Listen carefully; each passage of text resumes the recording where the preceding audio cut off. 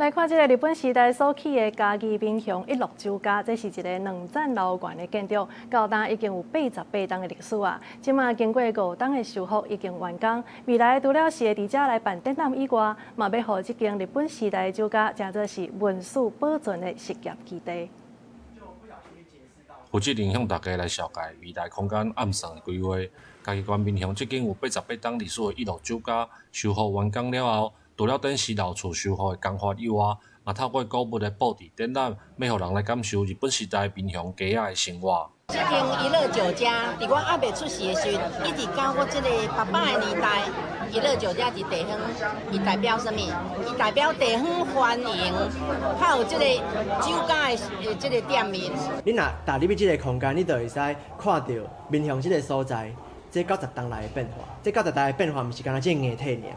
伊个透过内底展览，透过内底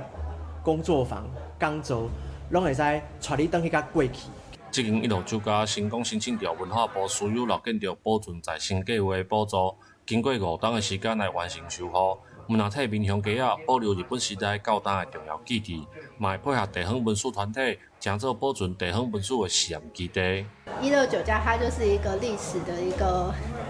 媒介，然后让我们去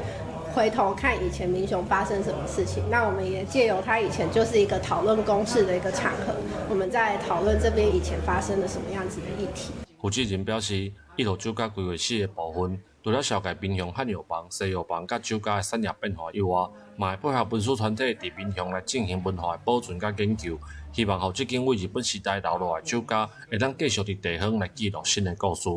记者林慧婷，嘉义报道。